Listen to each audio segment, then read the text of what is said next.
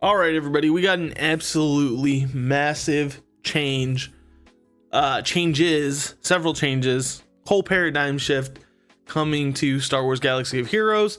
We got the hugest update that I think we are ever going to get that's coming. We have the breakdown. It's a 25-minute read, as you can see. I'm not going to go everything word by word, but I'm generally going to cover every sections. You can look for chapters down in the description below. This is absolutely insane. There's a lot to get to. I think we can start off by looking at the trailer that they released for the 10th anniversary and this huge update coming to the game. Now, normally a lot of things are kind of like, we don't actually know what's coming because we don't actually know how much of the trailer stuff or the stuff in those little adverts that they do on TikTok and stuff is actually in the game, or it's just some artist's ideation about what is in the game. But we're gonna go ahead and start by watching the video and kind of talking about what's in that, and then we get to what is actually coming to the game, which I think is more exciting than the trailer actually. So let's go ahead and click over to that and start this. I'm not gonna play sound because it will get copyright struck because of Star Wars sound footage, but we got the hut style character that runs the whole cantina, and then we got this little guy over here. Never seen him in game, probably never gonna see him in game. But we got Coliseum. This is the new game mode. That is a pirate version of the ATST, I guess. And then you see this squad here. Stormtrooper Luke is making an appearance, which is pretty cool. I've always wanted a Stormtrooper Luke in game. Big fan of Stormtrooper Han, one of my favorite characters. Now we see some actual gameplay footage coming from the events, and that's what's interesting because we see a character here in a second that we do not have in game. Right here. Chewbacca and Yoda. That is a character model. That is an ability model. I think we've seen things like that in adverts before that weren't real, but I don't know. I think this is going to be a character in game, and you'll see why in a second. Spoiler. That's Bam. We've already seen Bam. He's super stoked. Look at all those abilities. Let's rewind that a little bit. You see he's got 3 abilities there. The bowcaster, and then some forcing on his shoulder, and then some other force field on his shoulder. So, I mean, it's a pretty big kit that they have set out. And then you get the animations here with Yoda jumping on Chewie's back, blasting things. So, I mean, people were pretty hyped on this. I know I was hyped when I saw it earlier today. Hoping that means some big stuff. It does look to be a PvE game mode, which it turns out is going to be that way. So, yeah. I'm excited to be able to share with you everything that's going to be coming, rather than just this little trailer and speculating on this trailer, which I hate doing like that. But okay, let's go ahead and get into it. So title update and 10-year anniversary announcement post. 25-minute read. Okay. This is going over 10 years and how much of a big of a change it's got and all these things that are coming down. This is their foundational overhaul, biggest update they've ever made. Sweeping changes, structure of the game, designed to revitalize the core experience, enhance progression, and introduce new ways to play.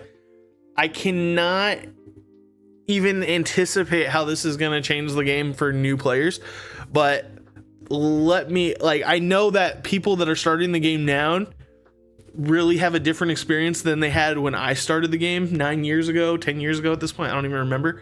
Yeah, we're going on 9 years, not 10 years. I started playing 2016. But the point is, this new thing that they're going to be playing is just a completely different game at the end of the day. So we'll see why.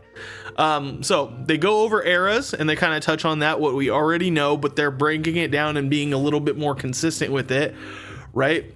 So 3 episodes per era, that's not changing. That was kind of the standard era until this last era that got all goofy. 6 marquee units. It used to be 5 to 6 marquee units, they said. And now it's just going to be a flat 6 on a standard era. So you can expect 2 each month, 2 each episode, which is kind of what we've been getting really since the era of the cavalry, where we only got 5.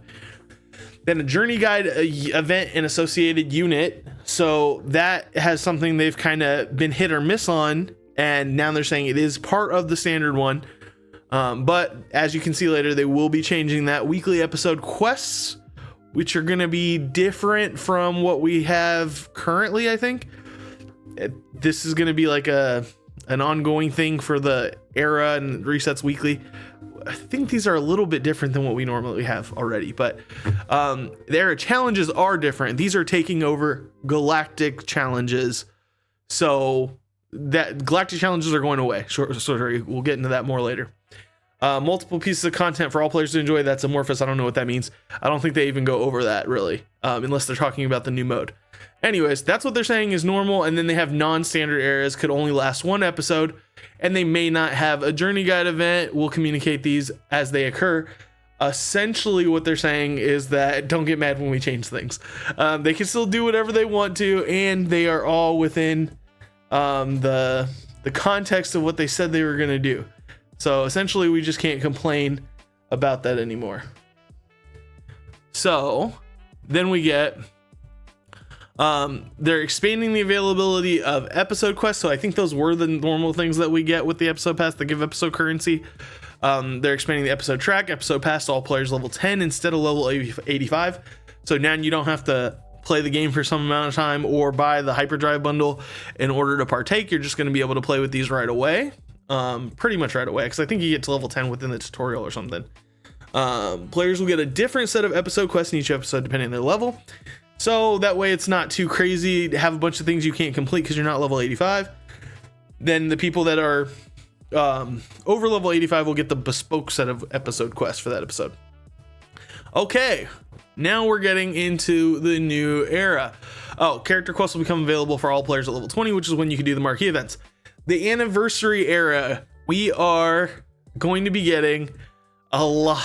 Okay, so it is another anniversary of hodgepodge, like different characters, but I'm kind of on board for it. It's going to be rounding out like 6 different characters or 6 different teams that we can go ahead and shore up a little bit. So Stormtrooper Luke is coming, which is going to be nice, with Stormtrooper Han, Princess Leia. And they're saying Old Ben and R2-D2, but obviously those are with Leia. Old Ben you could probably get rid of, but R2-D2 is pretty stuck on Leia. So we're going to have to figure out a 5th there. Maybe to be released later, but their plan is until you get Galactic Legend Leia Organa, which is a valid use, honestly, because not everybody has the Galactic Legend, especially the newer ones. So it's a pretty valid use. IG-90 coming in over here for Afra. Going to create a help rounding out that team. Yoda and Chewie is said to, what did they say? Oh, it's going to be going with the Wookiees primarily. So Tarful's going to get some love here, but a pretty interesting unit. I'm pretty stoked for that, especially considering I just got them the Relic 7 for the territory battle thing. So it's going to be make that a lot easier, hopefully autoable. Then we got Asajj Ventress Dark Disciple. This is a character that people have wanted for a long time. Pretty dope. She's going to be coming with she's going to be used under Scion of Django, apparently. I don't know what that squad really does at all, except maybe something in Territory War. So it'd be nice to see if they make an actual useful team in like Grand Arena, or if she actually becomes like a top tier unit for Scion of Django and makes him relevant. Then we got Inquisitor Barris that's going to serve double duty here. They want her in 3v3s with Inquisitors, and then in 5s her to go under Seer. So could be very interesting. Some people were speculating that we might get an Inquisitor Barris for the Stranger or Chimere. But alas, no. I mean, she could obviously be used there because she is a Dark Side Ufu, presumably, but not intended to go there. Then we have Darth Vader Duel's End, which is going to be the new replacement for Starkiller under the Emperor Palpatine and Mara Jade lineup.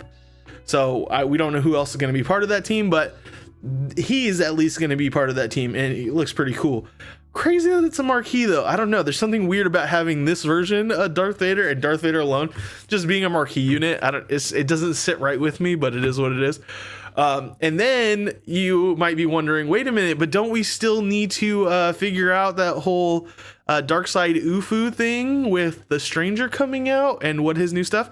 If this is the new era, then we're not getting Acolyte content, and we're not getting whatever her name was, Maya Osha. We're actually going to be getting, as you can see in the background, if you didn't already figure it out, there's a journey guide event at the end of this with this version of Maul, 8-legged Maul, spider legs, mechanoid legs Maul. They look really different than they did in the Clone Wars, I think, though. they're not really all that mechanized. Anyways, it's going to be pretty awesome, and he's going to be built to go with the stranger in the galaxy of things that make sense together. He was an apprentice, I guess, so that kind of fits with that whole thing. But yeah, so no Osha, no May or whatever, at least not for now. And we're gonna be getting him to go with the new version, the new stranger character. Anyways, huge roster round out. Like, I don't know, that's shoring up like 6 different teams, 7 different teams. Hopefully they all become usable. And I'm okay with this anniversary era with all kinds of different characters. I like that it's feeding a bunch of different things and people can be excited about one thing without having to be excited about everything. I think this is kind of better for the game than just like, well, this is the new squad and you have to use this new squad, otherwise nobody in the squad does anything. So I'm personally stoked for about it. Okay, moving on. Era isolation, they're going to be saying that this is actually a big change. As you can see, this screen is already something. Whatever this means, right? It looks all kind of crazy. So eras are going to be isolated from the rest of the stuff. They're not part of the journey guide. And eras also are only within their era. So if a unit is releasing, all these guys are releasing in the era of anniversary, they are era units as long as they are in this era. Once we move out of the era anniversary and on to the next one, they all become legacy units. So that's their definitional things. That's what that means now. Era units are only within the era. Once the era is over, everything becomes legacy. This is important because only era resources gained during the era, this new era currency that they're coming up with, is going to be used to make these upgrades that you see with the gear and whatnot and all the different things. Then once they become legacy, you use your legacy gear. It's kind of their huge way of saying, I don't care about your hoarding, it's not gonna work anymore. I think that's what they're getting at. So legacy gear, legacy relic materials, all of it is only going to be used for characters that are not in the current era. So it's not that it's completely useless, it's just that you're using it at a different point and you're not going to be able to use it for new marquee stuff. Another big change is that the era units are going to be used for era events and legacy characters cannot be used. So everybody who's coming into the game and like is in this era, they're all going to be playing on the same playfield relative to how much they're spending, obviously. But for the most part, you don't need a whole squad to go with it in order to partake in the era. You also, because they're going to be solely playable in this era for that first 1 to 3 months, however long the era is. Likewise, era units cannot be used in legacy modes. So you're not going to see these in, I think this means that you're not going to see them in PvP or anything like that. They're not going to be requirements for galactic challenges. It's going to be all wrapped up into the era units, right? So it's going to be kind of crazy. This new game mode that we're getting is only related to the era, so you're not going to be able to use old characters with it. And the new characters aren't going to be like mixing and matching with old characters. It's kind of cool because nobody's going to be behind the 8 ball in terms of like how old their account is. But I mean, obviously, if you want to spend more, you can spend more, and then that's how you're going to get ahead. But yeah, this whole new era unit versus legacy unit thing is a big deal. And it's changing. So era units can only be used in era modes, will not be allowed in legacy modes. Era units only use era resources. Legacy units will continue to use existing materials. Legacy units cannot be used in era modes or be upgraded with era materials. There you go. So that's cutting that short for the most part. I had posited this about how they were going to make everything accessible, because if you remember right at the end of the fireside chat, they talked about making characters available right away. So journey guides, they wanted them to be available right away, everybody be on an equal playing field. And this is kind of what that is. So we are going to be getting journey guide, legendary, epic, confrontation, all these style of characters. They're going to be available at lower stars now. So you're going to use 4-star marquees to unlock 4-star journey guide characters. Then 5-star marquees to unlock 5-star legendary units and journey guide units. Then you're going to get the 6 and 7-star versions of the legendaries and marquees or journey guides once you get the marquees up to that level, and they have to have all of them out. So the interesting thing about journey guide units are not going to be at the end of the era like they have been if they're available, like Jedi Master Mace Windu or Pirate King Hondo. Now the Journey Guide event is going to be coming, I think it's the 5th week. So when the 5th marquee comes out, then the Journey Guide is going to be coming out, and they won't be available until all 6, or you can get the higher level stars once all of them are out. So you're kind of getting to play with the Journey Guide unit within the era rather than waiting until basically the era is over in order to play with them. So, but big thing here is we're getting Journey Guide characters at less than 7 stars now. We're going to get them all the way down at 4 stars. So that's pretty cool. And something to keep in mind, that because of the whole hodgepodge with the era levels and you not being relic during the event, I know that's kind of hard to grasp, but basically they're not going to have gear levels and relic levels during the era. They're going to have what's called era level, and every era level goes up to like 90 plus something, but it's not character level. Because of that mismatch with what you might need to unlock a character normally, once we're outside of the era, these characters are going to morph essentially based on what era level you get them to. So if a character is, say, like level, I think they cover it right down here. If you're 4 stars and you're level 66 plus, then you'll convert into like a 4-star character once the era is over. But the big thing with the Journey Guide is that the requirements for the Journey Guide character are going to change once it goes to the Journey Guide, to the Legacy Journey Guide sometime later. So after a significant amount of time, the Journey Guide will become a Legacy event, but it will have different requirements as the marquees will no longer be era units. So that's all going to shift and get a little wild.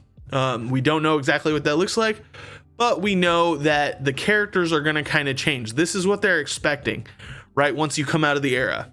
If you're era level 65, when the character comes out of the era, at the end of the era, it's going to be level 85, gear 12, which is the new base, right? The new baseline is gear 12. Then ability level 7, and that's where they expect most free to play characters to be. Then if you go above that, for those free to play characters that aren't that, maybe, or the people that spend a little bit extra, then you're going to go ahead and see higher relic levels, and maybe even Zeta abilities at the high end if you're spending.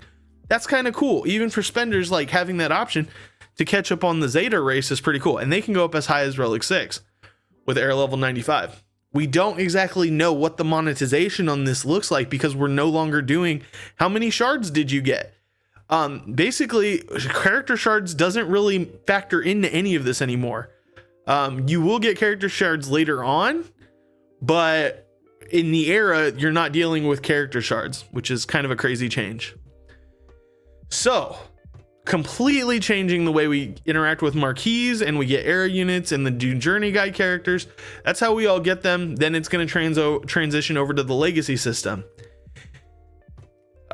Massive change. This is part of that whole characters aren't going to require gear to when you first get them part thing. It still looks like we need gear 12 if the gear 12 is the base. So we'll still need the gear 12 gear. So maybe not 100% truth, but it's hard to know how this will look because this is still all being finalized, right?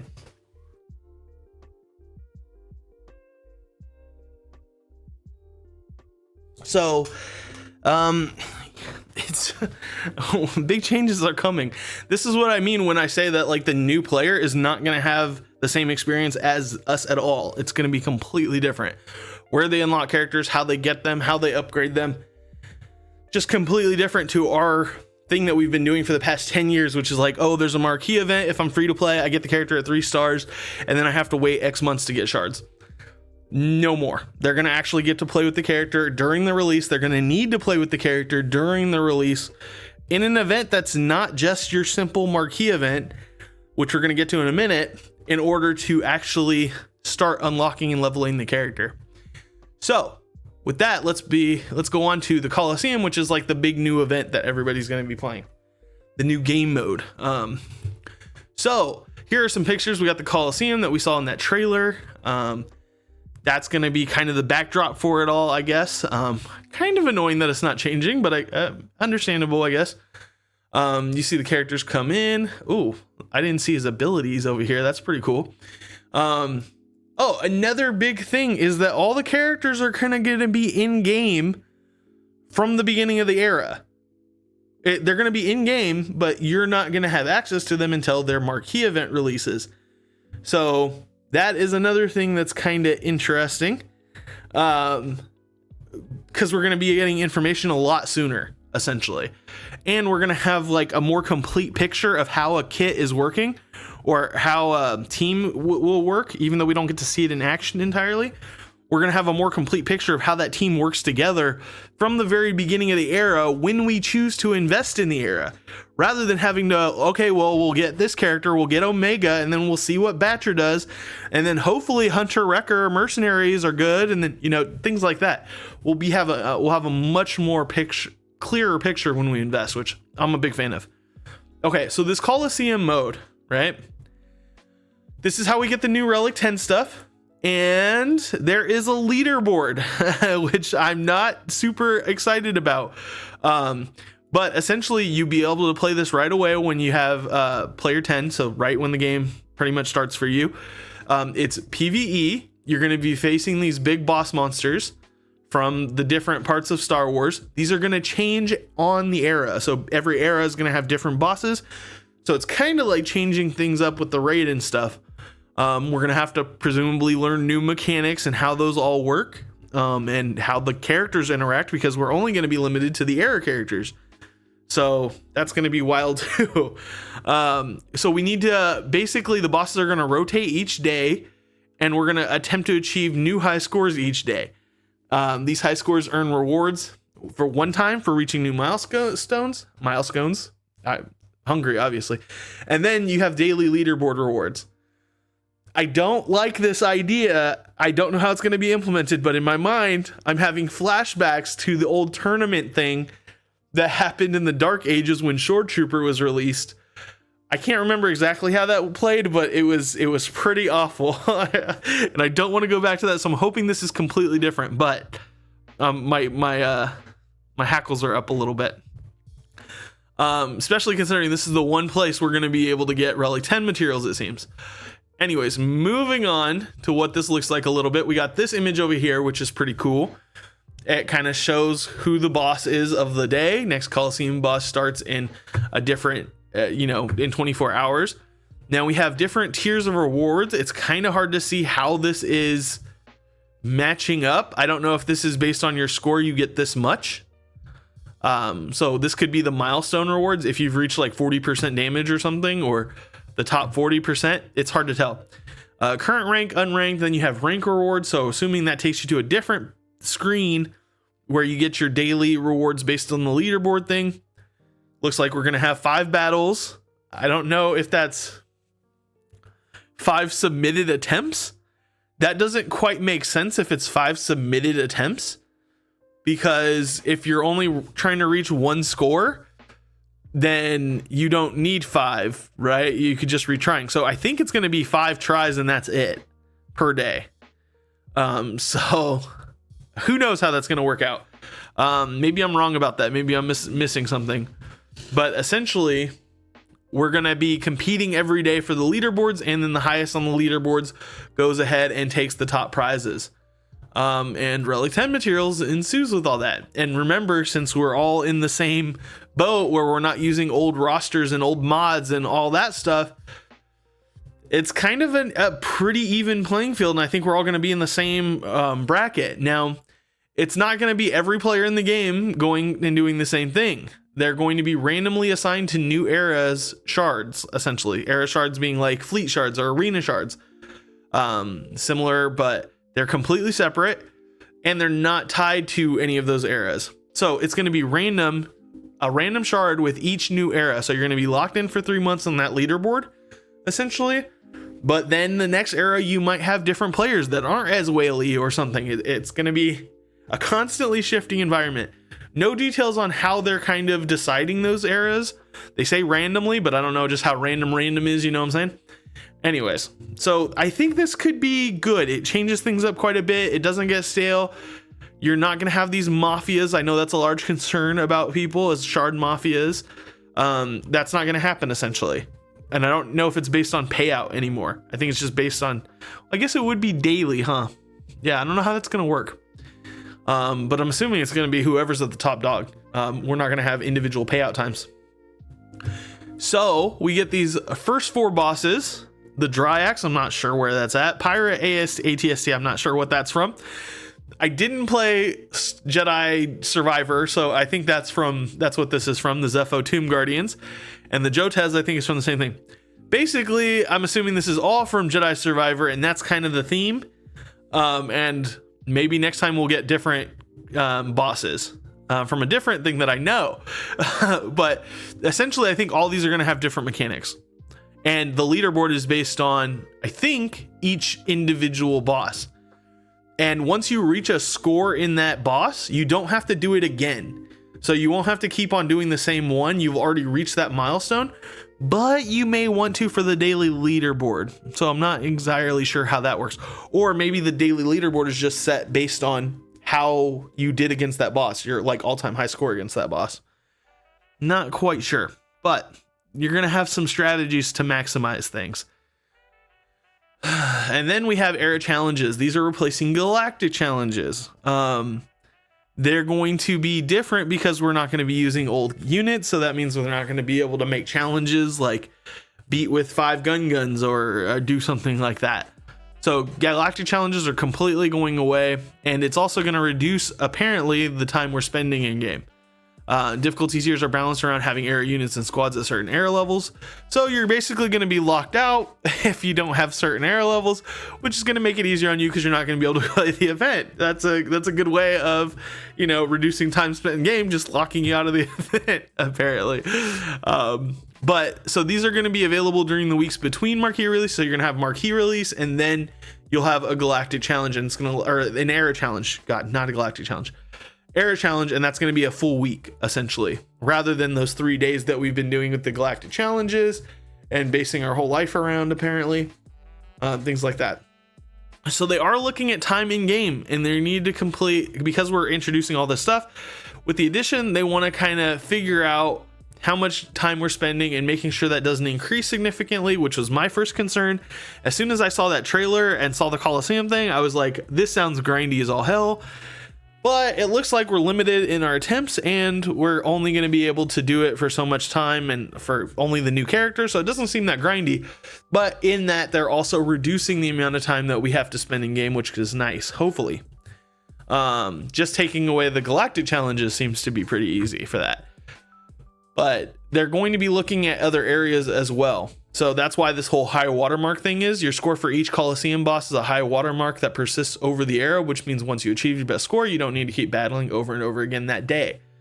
So hopefully that applies to the leaderboard as well. And then we're just kind of done with that boss once we do it. They're replacing the galactic challenges and then conquest and territory battles. They are going to be introducing relic deltas to go ahead and do that if you've overinvested. A lot of people say it's not going to change anything with Relic 9. If you Relic 10, it will. And then presumably it's going to go on, right? So Relic 11 is going to change that Relic Delta, and that's going to change the modifier, and then it's going to make those battles easier. But it's going to significantly reduce time when we're blowing up battles that are like several relics below, right? And then Conquest is going to be something that is changing. I think the last I heard it was supposed to cap out at Relic 5. Not entirely sure though. But they are not implementing it for this next conquest. Like as soon as it comes live in the game, it's not going to be live for conquest until the stranger's gone, and then they'll probably implement it.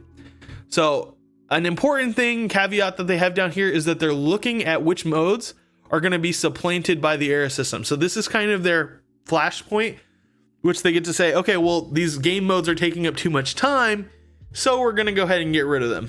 Too much time or boring, right? So I think we're going to see Squad Arena go away. We might see Fleet Arena go away. We might see Omega battles go away, even though those didn't take up time.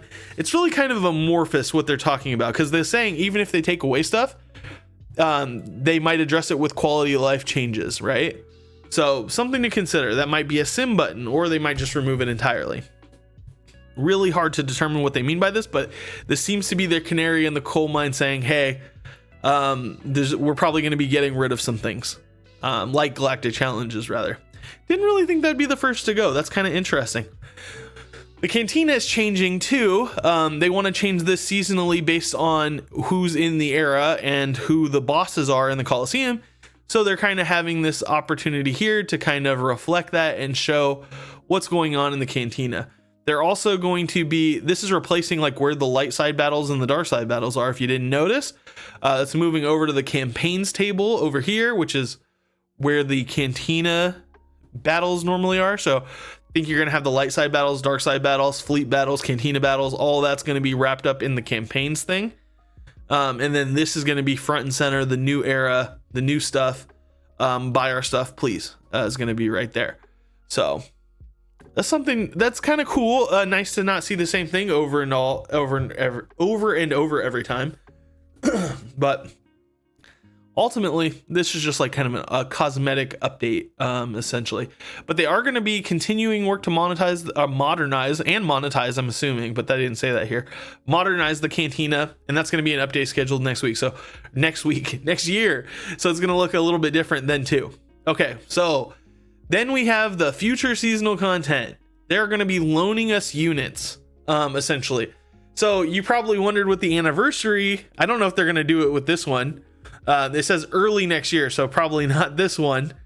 Although this era is going to lead into next year because we only have a month after. Yeah, I don't know how many. It could apply to the next current era, but we can expect it on the next one probably. But the point is, you have 6 characters that don't go together by any means, 7 if you count Maul. So I think they're going to, the point of loan units is so that they could introduce characters that don't go all on the same team. Kind of like we saw with the Pirates, where it was like 3 of one team and then 3 of another. They're doing it so that they can still have you use those characters in a meaningful way with a meaningful team, and probably show off their recommended team like they do, you know? They always have like, we recommend it using in this team, and that way they'll be like, look, see, this is how you use it and it works, and this is what you're used to. Now go out there and upgrade the characters so that we can make more money. But I think that's the idea behind loan units, without making you invest in a bunch of stuff and without it being as terrible as like the marquee events are, where you just get those random characters placed on your team. It doesn't make any sense, and then just like use them. It doesn't really show you anything. It doesn't actually display what the character does. So I think this will be a better idea of understanding what the character does, because you have to use it tactically, but time will tell. Until then, they're going to be utilizing summon units, and I think that's going to be kind of similar to what we have now. It's going to be later on that they get loaned units and do things with them. So this is the PvE side. Now we move on to the PvP side, which we don't have a lot of information on. They recognize that players want to duke it out in direct PvP rather than fighting big bosses. They're looking at PvP mode coming to the area in the future, but they're not quite sure how to do this other than making sure that they give out loaned units rather than having the stat differentiation be based on everything that we've invested. It doesn't create an even playing field if new players are coming in and they play the new events, but then they get matched up to the people that have everything. So this is a way that new players can engage in PvP and be on a relatively even playing field, whether they're investing players that play against other investing players of way higher roster levels, or they're free-to-play players playing against other free-to-play players, that whether they have a 10 million GP difference or not, right? Something interesting that they're pointing out with this is that mods are going away. Mods are not going away. Mods are just not going to be relevant for this PvP era thing. As they say, mods can be complicated, introduce a wide variance in player experience and competitive viability based on random results. So they don't want that. They're okay with it for legacy content, but it's not conducive to seasonal content where all players start from the same place each era. So with that, they're introducing a new system for stat differentiation among era units. This might take the form of something like datacrons or like a different datacron type thing. But whatever it is, they want everybody to have equal access to it in that era, within that era. So not the end of legacy content. Era system works in conjunction with new modes, but they have many plans, and right now that's what they're looking for. It's going to be mainly focused on PvE, and then it'll come to PvP at a later time. So as you can see with this bar, this is scary, but we're not halfway through yet. So bear with me. I'm trying to get through this stuff. Marquee cadence is changing essentially. The changes can be summed up down here. Shards are going to shipments approximately second week after their release era ends and they become legacy characters. So if an era is 3 months, you play with the character in the era. Then week 2 after that happens, after they go out of the era, that's when they show up in shipments. And that's for all the characters, which is going to be a crazy thing. Normally, we're used to the shipments showing up on a 2-week basis the month after release of the character. That's not going to be how it is anymore. All 6 characters are going to drop at once in the shipments, assuming there's 8 marquees. Then they're going to be farmable on a node approximately 13 weeks after their marquee event. So that's 3 months. So that's kind of like the first day after they become legacy characters, which you haven't really needed them up to that point because there's no shards in the era level system, right? So you're not doing shards until essentially right after the marquee. Well, I guess it's not, because it's still 13 weeks after the marquee event, not after the era. So we're still going to be on a little slight delay, but it's going to be cushioned a little bit because everybody's not going to be playing with shards for the first 3 months. But yeah, so it's going to be a little bit of an oddity there. Then you get accelerated 1 year after the start of their release era rather than the end of the era, essentially. So in average, this is going to be moving a character up in the timeline from when they release to when they get accelerated, which is a big change for people that are trying to catch up and they're light spenders or no spenders, you know. And then this is also going to change when the marquee unit is going to be eligible for a Lightspeed token. So earlier plan was having them become eligible 1 year after the end of the era. Now it's at the start of the era. Relic economy changes. This is a bunch of reasoning about their stuff, but I don't know how much that all makes a difference. We're going to get to the things that they're actually changing. Essentially, they're removing fragmented signal data, chromium transistors, and rhodium heat sinks from the Relic 9 recipe. Assumedly, they're not going to be a part of the Relic 10 recipe either. Chromium transistors are not hard to get, nor are rhodium heat sinks. If you have problems with those, there's a couple of places you can check out my efficient farming gear video that I made, and it goes over where to farm all those. Those should never be a problem. Fragmented signal data is a problem. Not entirely on the Relic 9 level, but this is a nice little bit of alleviation. However, we're going to be needing this for something else you'll see in a moment. So that's what they're doing right here. The goal is to give you more gear to salvage other things, right? Now they want to increase the amount of material inflow. This is going to come in the milestones on the free episode track, essentially. Relic 1 to 5 materials and tier 1 to 3 signal data. So the signal data we have in game currently, it's going to replace the existing Galactic Challenge salvage boxes on the free episode track. So those little boxes that give you a bunch of gear and stuff, they're going to stop doing that, and they're starting to give relic materials and signal data, essentially, which is going to be nice because previously that was all useless for a large portion of the player base in one form or another. Now it's going to be relevant. So that's a little bit of boost for us and a little bit of boost for new players, considering they're not going to be needing as much gear. Players engaging daily in eras will still be able to complete the episode track, so they expect most to be able to earn those same resources monthly. Then episode shipments are going to start including signal data, fragmented and incomplete, not the blues, just the whites and the greens. So that's really nice because it always felt like there wasn't enough stuff to actually spend the episode currency on, especially if you bought the episode pass. It was just kind of like, I have so much of this and I have nothing to do with it. This is kind of worthless. But I still imagine we're still going to have a fair chunk of episode currency that's kind of useless. But this is going to be at least something to spend that episode currency on. Makes the value of the episode pass quite a bit better.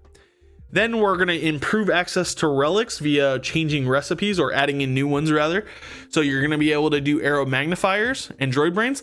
Now at first glance, it looks like arrow magnifiers needing 170 points, 75 points is a lot, especially when the materials that you're exchanging for them are lower points than you would currently spend. But the thing to keep in mind is shock prods and battle computers are way easier to get than those other pieces.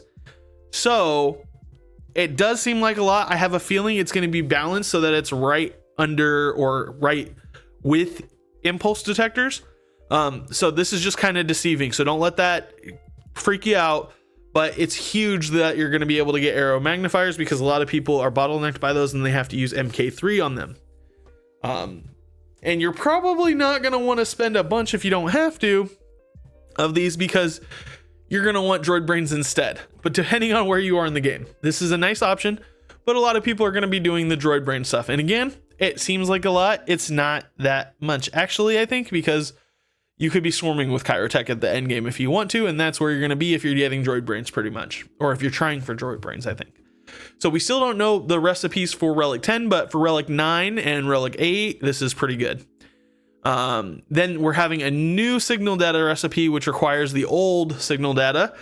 I didn't expect this. I don't know why. I didn't think we were going to be cannibalizing signal data. That doesn't really help with anything, but the important thing to note, this is only Relic 10 stuff. So at that point, you can afford to give up a little bit and you're not going to be using fragmented signal data on the fragmented signal data for Relic 9 level. Let me take a quick look at a Relic 8 here. And that means 30 fragmented signal data is going to be freed up from Relic 9.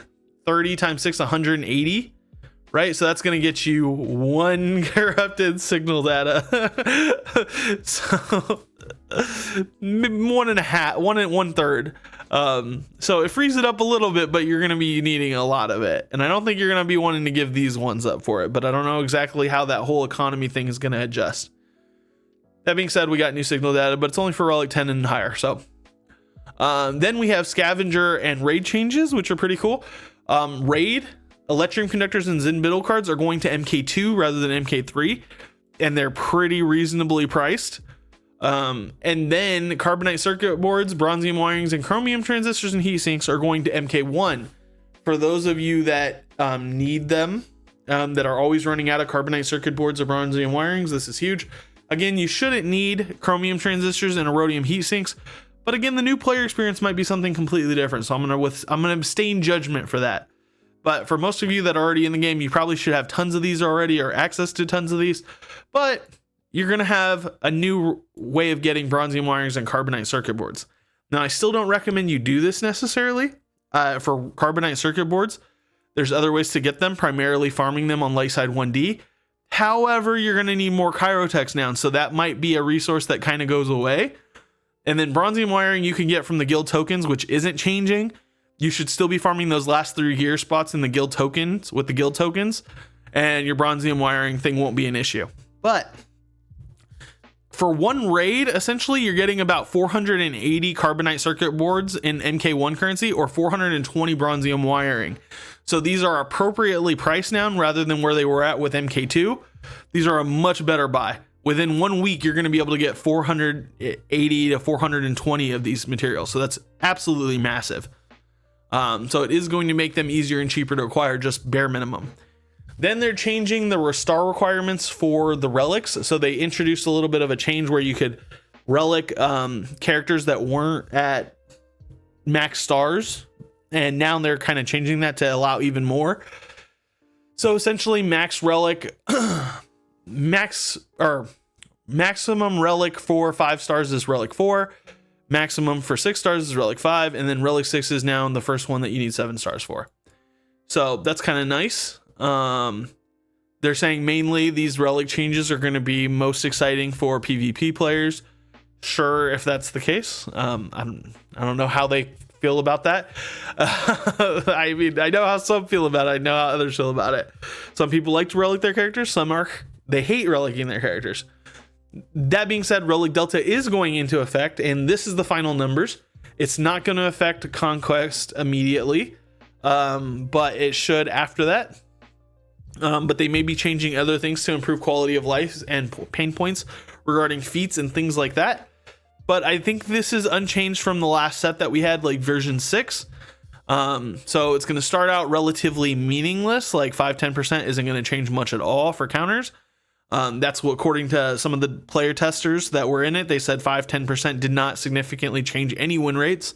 But then after that, we get to things that start changing the counters pretty substantially, but a lot of things are still possible. That Relic 4 to 5 difference is supposed to be so you don't win if it's that steep. But that being what it is, those are our final numbers. They're thankful for all the feedback and everything like that. Moving on to the episode track updates. Episode track is going to be changing. We already saw with the Relic 1 to 3 materials and Relic 1 to 3 signal data. But they're also going to be adding in more stuff for the episode passes, which is pretty cool. Where was it? Overall, they're changing the amount of episode currency that you're getting.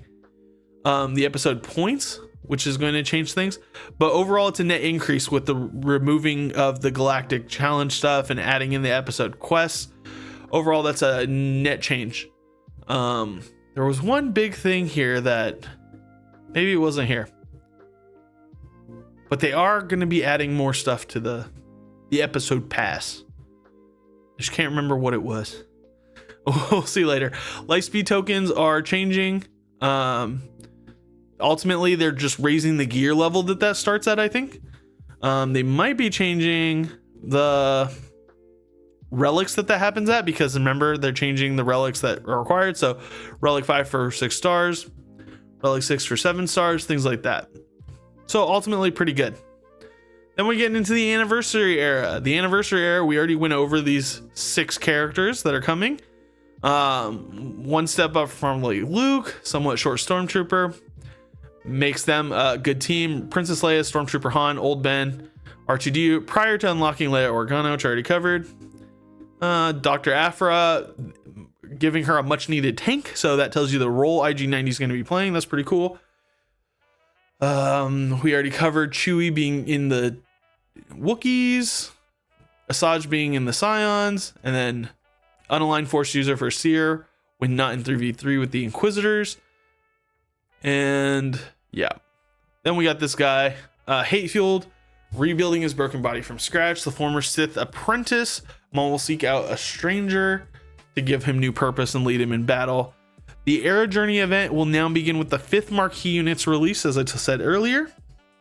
So you're going to be able to get him at 4 stars and then get enough stars to get him at 5 stars. Well, he unlocks at 4 stars and then you can get him up to 5 stars during the era. And then 6 or 7 is going to come when the last marquee gets there, and you'll be able to use all the era of stuff to get him there. These are the 4 that we get from the current Coliseum. We already covered a little bit, just some fluff. Quest Celebration, this is really cool. The 6 months that after this is going to be pretty crazy. Oh, but they're going to be available for a whole year, actually. Okay. Why did I think 6 months? Okay. So starting with the release, continuing on so they're going to be releasing them over the next 6 months, but they'll be available until a year from now, which is November 2026. Unless otherwise, specified Lightspeed tokens rewarded in these quest lines upgrade a character to 7 stars, Gear 13 or Relic 0, and all abilities upgraded to maximum level. Upgraded to maximum level, yet this includes Zeta upgrades but not Omicron upgrades. I think they had trouble understanding what maximum level meant, because they clearly say that it's not maximum level. Anyways, so that's a little bit of a weird one. So Zetas but no Omicron. Zetas is still huge though. You got a lot. I'm not going to go over each one of them, but within them, all the event quests are also giving out Zeta abilities and Omicron abilities. But we have some Rebels, Empire stuff, Jedi stuff, Inquisitor stuff. Let's see, more old people stuff, droid stuff, bounty hunters, more bounty hunters, Chewbacca. Oh, you have to complete the final quest in the chain to unlock Chewbacca. Okay, so it's interesting. They're giving out legendary Lightspeed tokens. I don't know if they've done that already. But interesting nonetheless. Mandalorian stuff, and then yeah. So all kinds of stuff giving out from the reward. This is just the quest that's in the reward box. That's still going to come later. We don't know what's going to be in that, but we can assume it's probably good stuff. Then this is them kind of going over their pillars of seasonality, the ideas behind all this. I don't really want to get into it because I think this is probably going to change whenever they decide to change it and focus on different things. Gives you some insight. All in all, I care about what's actually changing, not as much their insight. And I'm pretty excited for all of this stuff. I'm a little bit cautious though, because some of these things, they really don't like hoarding, man, and it is gonna set us on an even playing field, and that's okay to a certain extent. It just matters, one, how hard it is for end game players that have worked a long time in this game, to, whether free to play or pay to play, to get Relic 10 materials. If this is based solely on a leadership or a leaderboard, that's gonna suck for a lot. So I mean, it could close off access to Relic 10 materials kind of pretty quickly. We know we have access to the corrupted signal data, but that's not enough, I don't think. We haven't heard about another Relic 10 material being needed in terms of something like beyond droid brains yet. So unless that is the thing, I don't know if they're saying corrupted signal data will drop from the cantina, or not from the cantina, from the Coliseum. Let's go back up here to this red wording that we had up here. Primary to earn the new Relic 10 materials. I don't know if they're saying new Relic 10 or new Relic 10 materials. So it's kind of hard to tell. And then they say more Relic 10 below. However, they don't really cover anything besides the corrupted signal data and droid brains and arrow magnifiers. So I'm a little hesitant. If there's a material that we can't get except by being on this leaderboard, really gonna suck. And it's gonna be a hugely different play experience for everybody playing the game, and just depending on how much they're spending, essentially. But even with corrupted signal data coming in the scavenger, that's going to greatly reduce how much signal data we're bringing in if we got to convert it at that rate. It's huge. We don't know how much is even required for Relic 10. But if we look at what Relic 8 to Relic 9 is, the maximum signal data, the flawed, the blue, costs 55. And it progresses as you go up in relics, right? So if we need anything close to that, even 30, which we need for fragmented signal data on Relic 8 to Relic 9, it's going to be a massive amount of signal data sunk into that Relic 10. I just don't see it being worth it unless, again, there's another space to acquire it, and unless it's ultimately needed something beyond Relic Deltas, because I think Relic 9 is going to be more than sufficient. So time will tell. I'm a little bit iffy on that, though. I don't like that leaderboard idea, personally. Especially with just new era content that you're spending on, or you're not spending on, and you're not climbing the leaderboards. So there's not a whole lot of option for strategy there either when it's only the era units, right? In the provided tunes or whatever it is. So time will tell, but I think all the other changes to the economy, all the other changes regarding new players and getting new things, absolute win. There's just so much winning in here. So much things that are great for the game. So much quality of life upgrades, hopefully. I think ultimately it's just a good big change for the game, and I'm stoked for the new units coming to the game. Again, I'm okay with the anniversary units if we're upgrading squads like all this. Hopefully they are true upgrades to the squads. I have a huge relic horde that is essentially going away. Well, I mean, it's not going away because we're still going to be required to use those. But yeah, like there's just a lot of materials that are going to find less use ultimately, with all this gear saved up and stuff, right? But we're still going to be able to use that. I still have a lot of characters to relic up in the past, and then every character is going to eventually become a legacy character, and they'll need that stuff too. I'm not whaling on everything. I'm not a whale, so only every now and then am I getting marquees up to a certain level where I would do it during the era. So it's hard to tell. It looks a little bit like it's making a lot of this useless because we can't hoard it for new characters. But at the same time, all those characters will quickly become, for a free-to-play, you'll have to use the same materials. They'll all quickly become legacy, and then you'll be stuck using legacy materials anyway. Another important thing that I forgot to mention in all of that is that at the end of the era, any unused era material, the new era material stuff, that becomes legacy. We don't know the conversion rate. We don't know what it converts into, but it does convert into legacy relic materials and gear and stuff like that. So time will tell what that actually looks like, but it could end up just being free stuff. If you don't want to partake in an era, just let it convert and get the character later on through some other means. And then you can use that stuff for more gear, for more relics down the line. So absolutely massive changes. Let me know what your thoughts are on the Relic economy stuff, the new characters, the new Coliseum mode, the new marquee structure, just all of it. Let me know what you think. Like I said, overall, I'm excited. I just have a couple things that I'm a little iffy on, and time will tell how those work out for us. If you got value out of this video, go ahead and hit the like button, hit the subscribe button if you want to see more content like this, and hit the notification bell so you know when it all goes live. With that, I will talk to you later. Bye.